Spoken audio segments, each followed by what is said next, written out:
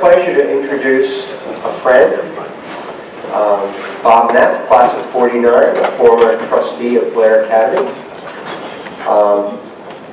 His son Will was here some years ago and made a great impression. And I was speaking with Will one day and asked him about his dad, and I asked, "What does your dad do?" And Will replied, "Many things." I can't explain, but many things, which is true. Bob is a Cornell graduate, went into the Air Force, was a JAG officer, a lawyer, went on to oversee various Rockefeller investments in Latin America, was the administrative head of an airline, an international airline, was an investment banker in New York, and I think you get the picture. Later in life, he's become a novelist, and we're here to listen to Bob talk about his life work here. I've read it. It's a wonderful combination of fiction, various characters, and intertwined with the history of the day, a very difficult history of that period. And you meet many characters who you know from the history books in this novel. It's up for a number of awards, and he may tell you about it, though he's a modest fellow. And of course, he'll tell you about his offer of a book for anyone who would like to read it and comment on it. So I give you Bob Neff to talk about his lifetimes and his writing. Bob.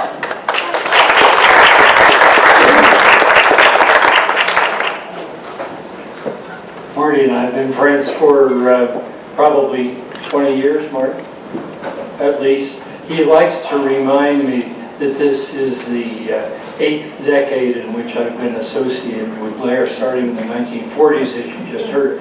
And so it's always great for me to have an excuse to come back, for which I thank you. But more than thanking you, I'd like to congratulate all of you who have managed to be here and make this where you're working, because all the travels I've had and places I've lived, I can't think of a nicer one to call home than Blair Academy.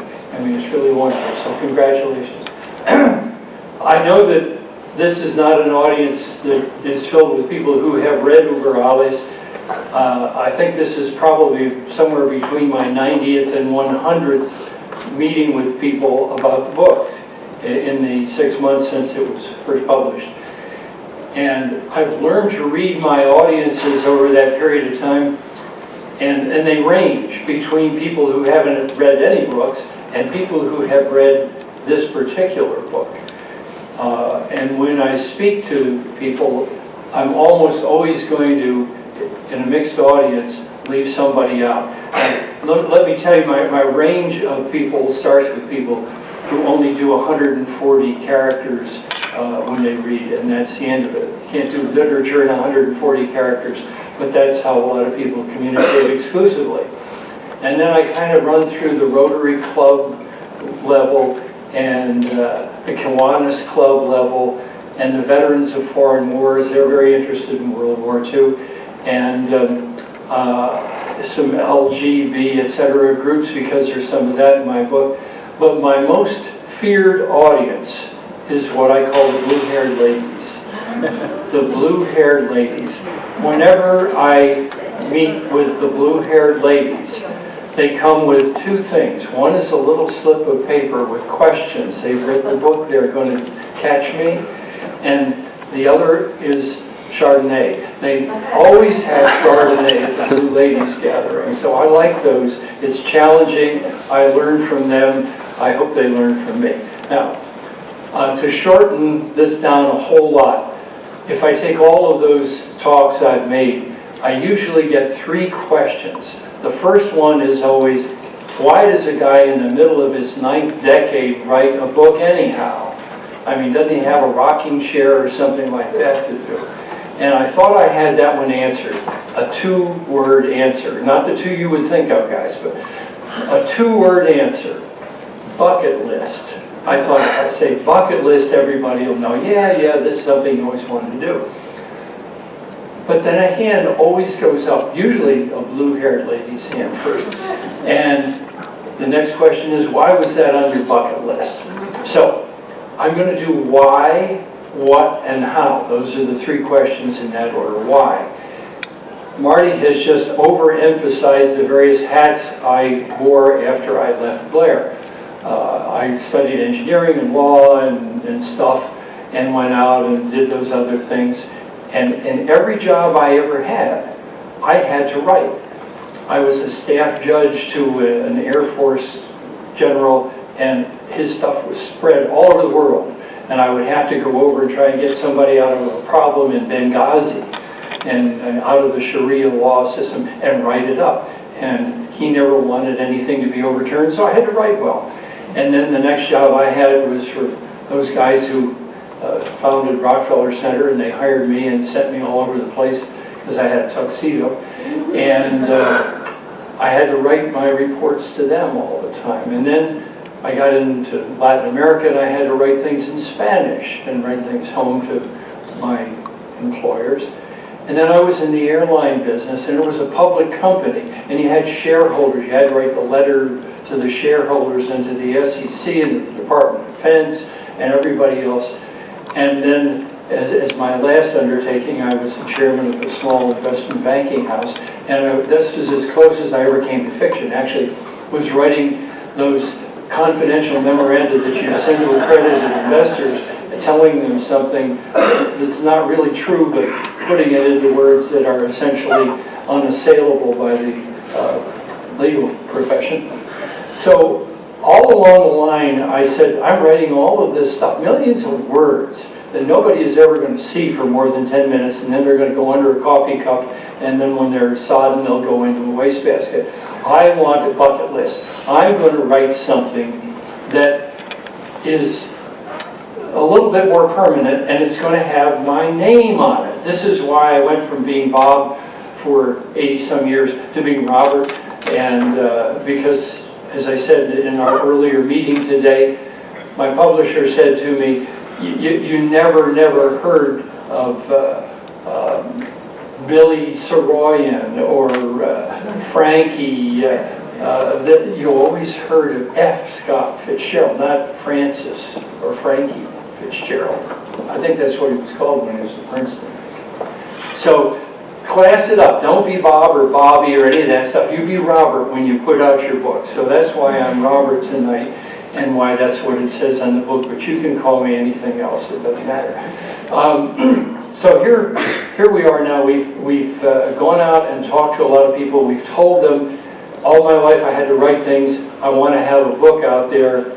I've answered that question, and the next one is, what did you decide to write about? You wrote about World War II. Why that? Well, to me, there were four big things that happened in my century, the 20th century. The first two I missed totally. That was World War I and the Great Flu pandemic, which killed more people than both World Wars, incidentally. But then we get around to when I was a kid and we were locked into the Great Depression. And everybody was turning off the lights and saving string and that kind of thing. But that wasn't a hardship because everybody was doing it. And my dad had a job and we ate well, and I had chickens in the backyard. So I couldn't really write about the hardships of the Depression, besides which that has been done. But World War II was the fourth of those four cataclysmic events that happened during my century, and it's the one that really hit me. The day that the Japanese forces hit Pearl Harbor, I was a kid roller skating on the pavement outside my apartment, my parents' apartment in Havana, Cuba. Nothing was going on there that had anything to do about war. It was just good music and a lot of fun. And my mom grabbed me and said, "We're going home tonight." And I said, "We're going home? We got people coming for Christmas." This was December 7th. And she said, "We're going home tonight." We got on the destroyer, came back to the United States, and my dad was given the job of organizing the country's oil refineries, and my mom was a nurse, and I was eating dinner at a boarding house down the street, 11 years old, and I saw the blue stars go up in the windows of the older kids I knew, and then they changed some of them to gold and learned all of the geography of our forces every place. And that war just made such an impression upon me. I said, I want to learn more about this. Well, fortunately, my work for the people in New York took me to Germany a lot before I moved to South America.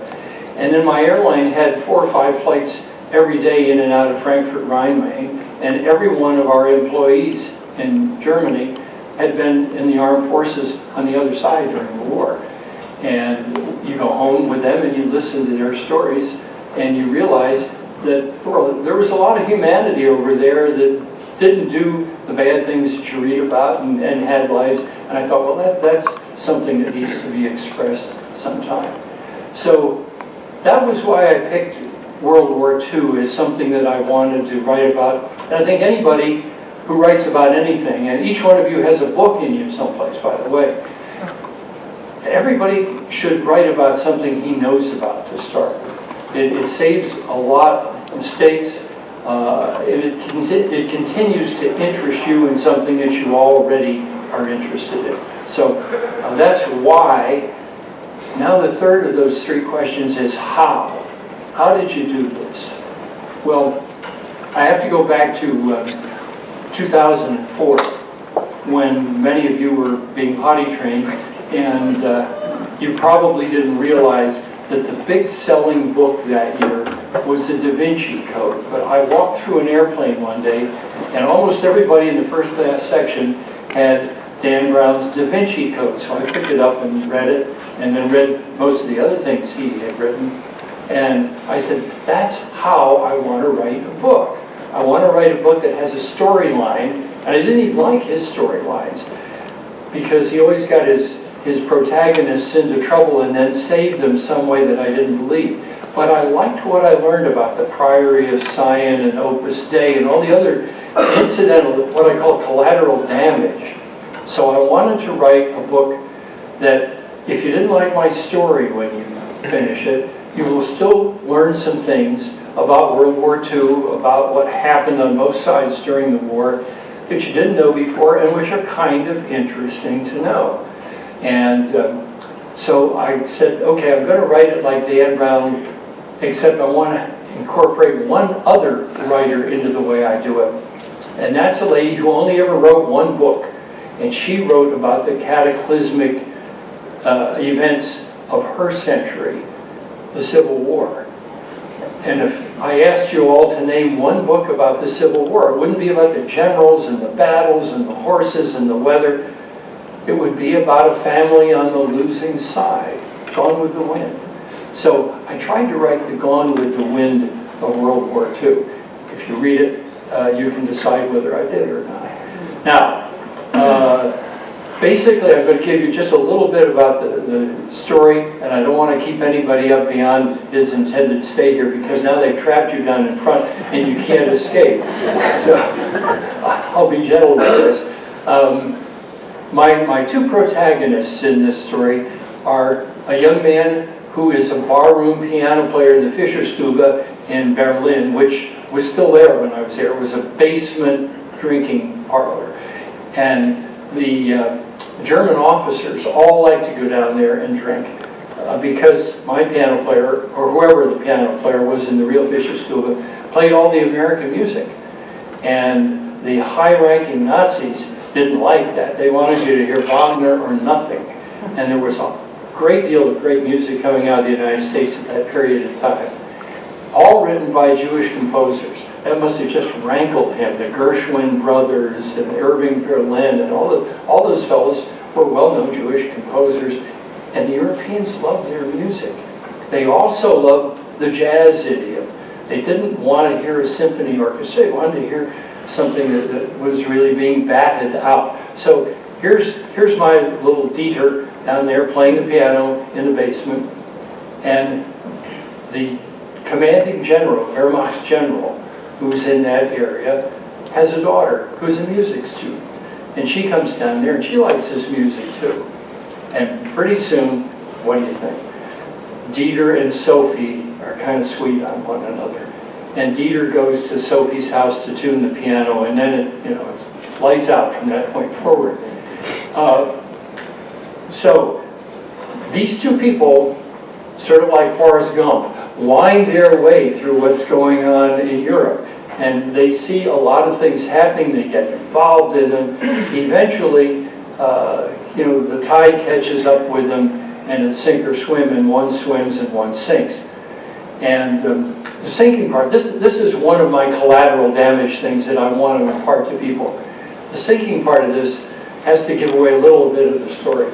Germany had 60 concentration camps operational throughout Europe. 59 of them were in Austria, in Germany, and in Poland, where they had total control over what was going on. That 60th one was outside Prague in Czechoslovakia. And people were going to look at that. And they did. The Red Cross came and looked at it, the Danish royal family and so forth. And the man who set this all up was called Hangman Heydrich. And Heydrich said, we got to do something with this concentration camp to help our image. So they began pulling in musicians and writers and poets. Anytime they would get a musician from any place, he would end up in Theresienstadt. Theresienstadt was an old fortress built by the Emperor Joseph II, who was going to build a wall around the Austrian Empire to keep people out, and he was going to have forts every few miles. And he did 2 of them. First one he named for his mother, the Empress Maria Theresa. That was Theresian. And when the Germans took it over, and the reason they took it over was because they were going to put their own soldiers there because they would all die of consumption, they made it into Theresienstadt and called it the village that Hitler gave to the Jews, and they would have wonderful musical presentations. They performed Verdi's Requiem, one of the toughest pieces of vocal music that there is, 15 times. And the Red Cross wrote it up and said, what a wonderful place. These people all are doing what they like doing. What nobody noticed was that 150,000 people went in the front door. And when the war was over, there were 17,000 of them. All the rest got consumption and went in a train off to Auschwitz. So my male protagonist ends up in Theresienstadt, and the book is written as a memoir from him to the young lady. He's not sure she'll ever see it, and throughout the book there are sections that are written in italics, which my editor said is a great way to connote that this is out of Dieter's journal. And after you've read some of it, you'll see when we switch back and forth from my point of view as an outsider to his point of view as the guy writing to his sweetheart, which is a trick that my editor helped me with. Let me go to my editor, because an editor is a wonderful thing. I always thought that I was a great grammarian and that when I wrote something it was perfect, and a couple of the people in this room, Mr. Moore in particular, I think, read one of my manuscripts. Velma Lutliner did. I don't know if Christy did. Did you, Christy? I got the finished book. Okay. Well, along the line, I wrote what I thought was a finished product, and the publisher said to me, I'm going to get you an editor. And I said, you don't need an editor for this. You know, my grammar is great, my punctuation is good, my vocabulary is fine. The next thing I knew, I was talking on the phone with somebody who called herself the Grammar Witch. That's her email address, the Grammar Witch. And she had just come off working for John Grisham, and so she had a higher standard than I was capable of reaching. But she cleaned up my book in many, many, many places. And then when we got through that stage of the book, we published what's called an ARC, an advanced reading copy. And we distributed 100 of those, and about half to people who were going to comment on one part of that book, particularly where they had knowledge. When you see the book, you'll see up in the upper right-hand corner, George Mariner Mall, who's the conductor of the Discovery Orchestra, a very fine musician, read my music things and commented back. Quick story on that. Early in the book, Dieter, I told you, goes to the general's house and tunes his Bosendorfer piano, and he's nervous. There's a guy standing there alongside him, a soldier. He's a young Jewish boy. He doesn't know what kind of trouble he's in, so he's talking nervously as he does this. I'm going to put my tuning ribbon in, and I'm going to take the ribbons and move them, and I'm going to lift this, and then After that, I'm going to tuning A to 440 cycles per second, which all you musicians know. And George came back and he said, you know, you've got him in 1938 tuning that piano to 440. And I said, yeah, great, huh? He said, no, Germany didn't adopt 440 till 1939. Everybody's going to catch that. You all got it, didn't you?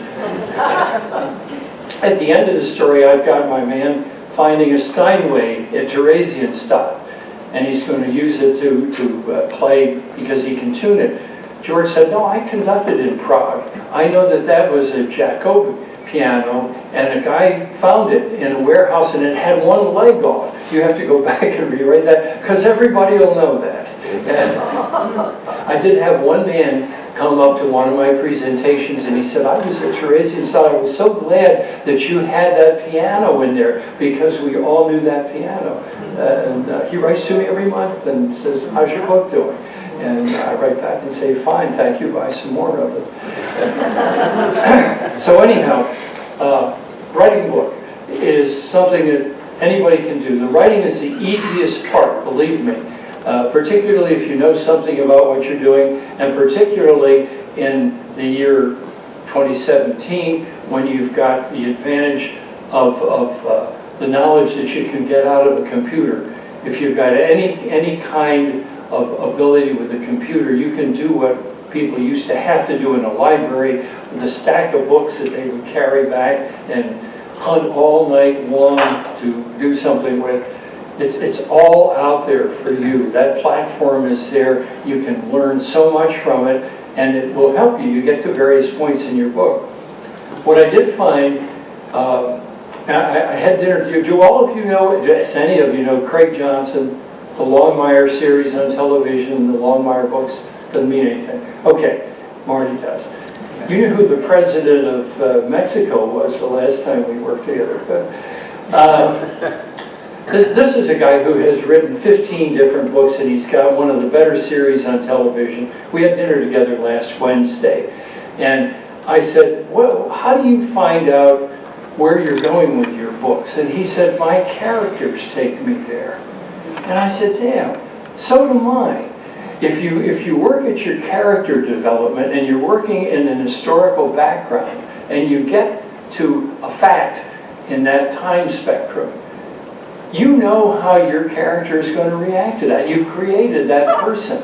Is he going to run away? Is he going to involve himself? Is he going to be shocked? Is he going to say it doesn't matter? So your characters do, after a while, begin to walk you through where you're going, and it gets easier and easier to do that. Now, one other anecdote, and then I'm going to see if any of you have questions. Well, maybe two. I'm going to go back to those blue-haired ladies because I love them. And this is the kind of thing they do to you. Paper comes out, Chardonnay's over here. Mr. Neff, on page 141, you describe Sophie as having perky breasts. That's possible, yes. But on page 235, you say her breasts are cantilevered. Is that possible? How do you rectify that? Don't try, please. Don't try. You're only going to get in trouble answering that question.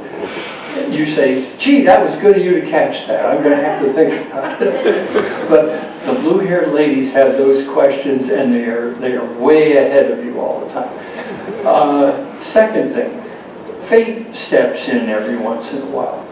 I named my heroine Sophie von Ziegler. I like the name Sophie. I always thought, that was the kind of a girl you could fall in love with, Sophie. And her father's name was von Ziegler, so that was her name. I was about page 50,000, word 50,000, excuse me, of my prep on 145. So I'm a third of the way through. And I'm having her sing with a musician who some of you may know, named Django Reinhardt, the greatest guitarist of the jazz age, a gypsy, another part of the story. She's going to sing with Django, and I read all of a sudden on that wonderful platform that I've got that somebody's just published a book about Django. And so at 11 o'clock at night, I download it into my Kindle and close the door and read it quickly. And Django as I say, was a gypsy, lived in one of those caravans, learned to play the guitar, burned his hand so badly that he only had a claw afterward, still did magnificent things, married the girl that had been hanging around him since they were both 14 years old. Her name was Nagin, I knew that. Then I get into reading the marriage certificate that's part of this book. Her name was Sophia Ziegler. I mean, I made this name out of whole cloth for one of my characters, and now I find that another of my characters married somebody by that name. Do you have to go back and do it over? Now, I put a footnote in the back and told that story. So that's another one of the stories. The book itself, there are various things here that if you do pick it up and look at it, I'd like you to notice. This particular dagger has been in my possession for a long, long time. Hitler made it up in 1933 for one of his aides, and it got to me because I taught a little boy how to throw a ball in about 1943 or so. His father had, he thought, gone down to Washington, D.C., but he never came home. And he was one of the original people that was picked to form what became the CIA over in Europe, because we didn't have any intelligence group, because our Secretary of War had said that gentlemen don't read other gentlemen's mail, and they stopped doing any kind of code work at that point. But we needed at the end of the war a CIA or an OSI or whatever it was called at that point. And this father had gone over there. He was picked up out of the Justice Department, went over there, was one of the original founders of that. And I got this dagger from him, and it says on it, Alles für Deutschland, which means everything for Germany. And my title is Über alles, which means above all things. It was part of the then German anthem that was an old Haydn piece. Da, da, da, da, da, da, da, da. That's called Über alles, means above all other things. And your question when you read the book is, what was important above all other things for the people that you meet in this book? Wasn't the same for all of them. The sheet of music down here that's sticking out at the bottom. My Sophie is a singer, and she gets to do some singing, and she's singing at the Majestic Plaza in Prague, a real hotel. And she decides she's going to sing a song that Judy Garland, do you all remember Judy Garland? Does anybody remember Judy Garland? Wizard of Oz, okay. Judy Garland, when she was 16, was at MGM, and they were having Clark Gable's 39th birthday party. This is the matinee idol of all matinee idols, Clark Gable. They had her in a cake. And she bounced out of the cake and she sang, "Dear Mr. Gable, I'm writing you to say," and she tells him how she's fallen in love with him, and then she sings this song. This is the music she used. It's got the original title on it and her original lyrics, and it's just sticking out of that envelope there. So when you're looking through the book, if you look through the book, you'll know that's the real thing. That's as much as I want to tell you, because you won't even read the book if I tell you too much. But how about some questions that I can answer? And if you do a question, make it loud so everybody can hear and I don't have to repeat. Do I have a blue-haired lady with a slip of paper and some Chardonnay? Yes? I don't have blue hair and I'm not a lady, nor do I have Chardonnay, but I was wondering if you could read a favorite line of yours. A favorite line? Yeah. I wouldn't even know where to find it. I would just open the book and start reading. Oh, okay. Maybe a crafted sentence that you Well, love? Craig Johnson did that last Wednesday. He had his first essay that he had written. He won a contest in Wyoming with it. And he read the whole thing. And I thought, my gosh, he did a great job of doing that. And I don't know how good a reader I am. Let's see. You pick a page. Cool. Please. All right. Nice participation. We are in chapter 36. Can't hear that. We're in chapter 36. That is of 76 chapters. These are short chapters. People like short chapters. They're on an airplane. Somebody serves dinner. They don't have to go all the way back to a 40-page chapter. Mine are all about 6, 7 pages long. This is in Prague in 1939, and it says, "Too much knowledge." Okay. Lieutenant Colonel Edvard Gunther watched the progress of the gold coin across the back of his fingers. A thought teased his conscious mind. I can do this flawlessly with my right hand, but I've never even attempted it with my left, a common error. Work only in one's comfort zone, don't venture where there may be less familiarity. How many lessons can be learned in unfamiliar territory? How many clues go undetected because of our reluctance to leave home and innovate? It wasn't an organized thought, but Edward Gunther imagined that there could be an indictment of his work within the truism as he sorted through it and watched the coin's progress. What if his reluctance upon Jürgen Dietz's singular obsession with the mysterious soldier on the train had distracted him from an even more obscure trail, that of the feisty old lady in the same compartment? How could she be the important person and the soldier only peripheral? How could a skilled researcher like Gunther learn more about an old lady who rode from Berlin to Prague on a train 4 months earlier? The old lady was really our heroine with padding and a wig, and they were escaping, and they did get to Prague. Gave away the whole plot. Colonel Gunther was the guy who was in charge of the Gestapo in Prague. He's a real guy. I have a lot of real people mixed in with my fictional people. I have a reception for Charles Lindbergh, who you've heard of Charles Lindbergh, flew an airplane in 1927 across the North Atlantic. Lindbergh was fascinated with Germany and with Hermann Goering, who appears early in this, who was the air minister of Germany. He thought that German aviation was so superior to anybody else's, even though he was the most celebrated airman in the world. And he almost moved to Germany. He did move away from New Jersey. He lived in Hopewell, New Jersey. Lindbergh did.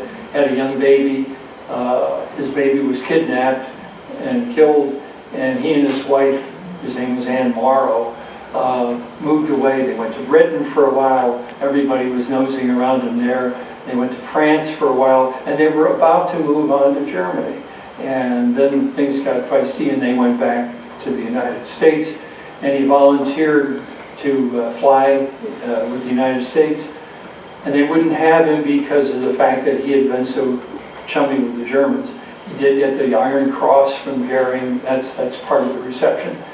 And so later on he volunteered his time and flew bombers to the combat zones and taught a lot of our aviators how to protect themselves when they were flying in unfamiliar territory. He became a director of Pan American World Airways, which is no longer with us, but while he was a Pan Am director, I got to meet Colonel Lindbergh, and it was a thrill. He was a big, tall, lanky guy, looked kind of like Jimmy Stewart, who played him in the movie. I'm off of my book and into history, but my book runs back and forth into history all the time. Next, that's a good question, thank you. Thank you. Here we go. What are the 4 biggest topics you say? It's going to be louder. Sorry, what would you say are the 4 biggest topics in your book? 4 biggest topics in my book. I might not answer the same as somebody else. The role of music on both sides during the war fascinated me. And it was interesting that the people on both sides liked the same performers even. Edith Piaf was one of those. And they liked the same music. And the role of music throughout was funny. I told you a couple minutes ago about Django Reinhardt. He was a gypsy. He was a Belgian gypsy. The gypsies were one of the absolutely in the crosshairs group of people that the Nazis wanted to obliterate. And they did kill 50% of all the gypsies who were in Europe at the beginning of the war. But gypsies didn't even write their music down, let alone write their history. The Jewish people wrote their own history very well. So we never hear much about the gypsies. But here is Django Reinhardt. He's got a musical group. He's got 2 of his gypsy cousins in this group. He's got an Italian-French violin player and some other guy who I'm forgetting. But they allowed him to perform throughout the war. The Nazis liked his music so well that they gave him a protector who traveled with him, and he played all over Europe. They're wiping out other gypsies. That's another area that I would like people to carry away, is that aside from the Jewish people, there were two other people in the crosshairs. The gypsies, which we've just talked about, 500,000 of them disappeared, and homosexuals. The homosexual population, of course, wasn't writing a book about itself because it would have been a roadmap to come and kill them. And they were treated just equally badly. And so I'd like people to know that there were other people than just the Jewish population who were taking it in the chops.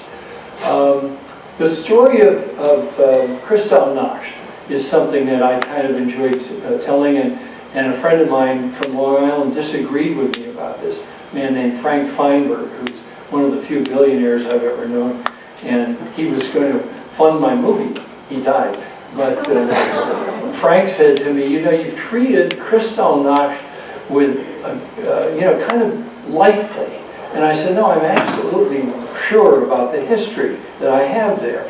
And my history was that Goebbels, who was the propaganda minister of Germany, the guy who really invented propaganda. You think there was fake news in our society? He invented fake news, and it was all out there all the time. He had a love affair with a tall Czech actress, probably as tall as my friend Christy. And he was a little man, and she threw him under the bus after a while. And everybody was laughing at him, including the other Nazis. And he decided he had to do something really, really tough. So he had a decree passed that all of the Polish people living in Germany who were not given what we would call a green card had to go back to Poland, and gave them like a month to do it. Then he went to the Polish government and said, I don't want one Pole to cross the border. Not one. So all these people in October of 1939 are moving, 140,000, moving back toward Poland, and they get to the border and they can't go across the border. And they're all freezing and starving on that border because he's showing how tough he is. Well, one of them gets a note to his 18-year-old son who's living illegally in Paris. And he said, they say to the son, you must get us some money because we've got to buy some food. Well, the son takes what money he has and he goes and buys a gun. And he goes to the German embassy and he asks to see the ambassador, who won't see him, but the first consul does, a fellow named Rath. And he goes in and he shoots Rath. And Rath doesn't die right away. They take him back to Germany. But a couple days later he dies, and Goebbels plasters all over the headlines, Jew shoots helpless German diplomat in Paris for no reason. And that is when all the people in the streets, not the soldiers, not the German soldiers, they stood and watched. They stood down. They were told to stand down. But that's when they started throwing the rocks through the window and breaking all of the crystal. That's why they call it Kristallnacht, because the sound of breaking glass was all over that night. So I told that story, and Frank's rabbi sat with the two of us, and he said, he's right, Frankie. So he blessed my account of Kristallnacht. So I have a rabbi's blessing on it, and you can take it as history. So those are two things that I wanted people to know about. I wanted them to know about that concentration camp that was bogus. And I think the last thing that I would tell you about is the Polish SWW, which was an interesting organization. Poland always had Germany, Russia, Austria beating up on them from all sides. And they got very good at defending themselves, and they defended themselves by knowing ahead of time what was happening as often as they could. And they created the very best intelligence service that existed during World War II, called the SWW. The weapon of choice of the SWW was young women. They educated them, they taught them kind of like you would teach a Green Beret to defend themselves, and they sent them out to be escort services and brothel attendants and things all over Europe. And there wasn't anything that could loosen a tongue of a visiting German businessman or soldier, like an attractive Polish woman. Lots of them came from Danzig, where they spoke German, Russian, Polish, and some French. Every kid that went to school there knew those. So here they've got this beautiful young woman in Prague who speaks German with them and knows a lot of stuff. And they spill their guts to impress them. And that was the basis. When we started our intelligence there, we took it from Poland. That intelligence service moved, the very first chapter of this book takes place on Eaton Street in London. That's where they moved the president of Poland and the lady who was running the SWW ladies across Europe. That actually happened. I actually had the address in there. That's history you can tell somebody because it's real. So those are the things I would like people to take away from this. Probably I could think of more, but you don't have time for more. I need, wait a minute. Here, yes, thank you. Are any of the fictional characters heavily influenced by people? Have any of the characters been, the fictional characters been influenced by people I know? Yeah, quite a few of them, actually. My male protagonist hero, Dieter, escapes in a way that a very dear friend of mine named Otto Kalich actually escaped from Europe. I used the same boat that he escaped on and actually the same man who set it up. You got time for one quick story about Otto Kalich, because he's one of the most interesting people I know. No hands went up. I met Otto Kalich when I worked with the Rockefeller family. He was somebody that Nelson Rockefeller, you may remember, was the governor of New York and the vice president. Nelson had brought him up from Latin America, where he had met him. Nelson had a lot of farms down there, and Otto was living in Brazil, and he brought him up, and we were about the same age. Otto had been a 16-year-old in the German army at the end of World War II, and he had gone to university, just started, and he got captured. They all ran to the west as fast as they could because they knew they didn't want to be captured by the Russians, so they wanted to be captured by the English or the Americans, and he was successful. He was captured by the Americans, who put him in a detention camp, and Otto said that after a little while they put up a list of releases by importance of what somebody does. And he said, I was a student and I'm looking for a student, and it was the last name on the list. So he went back to the top, and farmer was the first thing. So he said he was a farmer. And they put him on a farm, and the first thing he did was run away from the farm. And he ran away from the farm, and he went to Lisbon, Portugal, and he ended up in South America, and then came back to the United States. His father and his uncle had a business in Germany, and they were tried as war criminals, and they were in jail. He hired an American lawyer named Dix to get them out of jail, and he pleaded their case, and they got an early release, and they went back and put their family business together. And the name of the family business is Daimler-Benz. The Kalich and Flick families owned 75% of Daimler-Benz. They put it back together. You know, every Mercedes that's out there comes from that company. Kind of an interesting story of what a young man can do to help his daddy and his uncle, right? All of you do that. More? Okay. I'm done if you are. What? Caroline. How long did it take you to write your book? And how much of that was spent researching? Researching, and how much was spent writing? Well, the research factor goes down. Did you hear Caroline's question?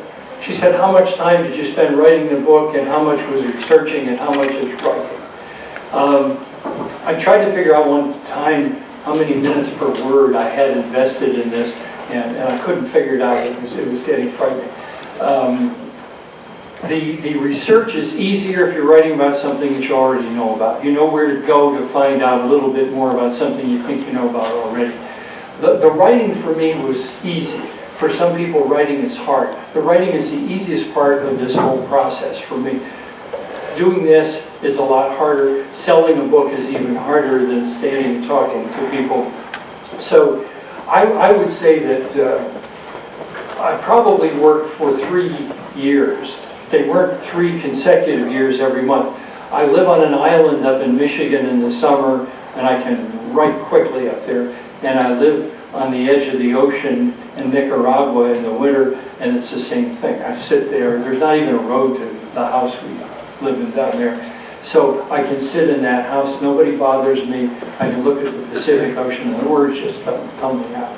And I was down there last month, and I got a third of my next book together, which is a sequel to this.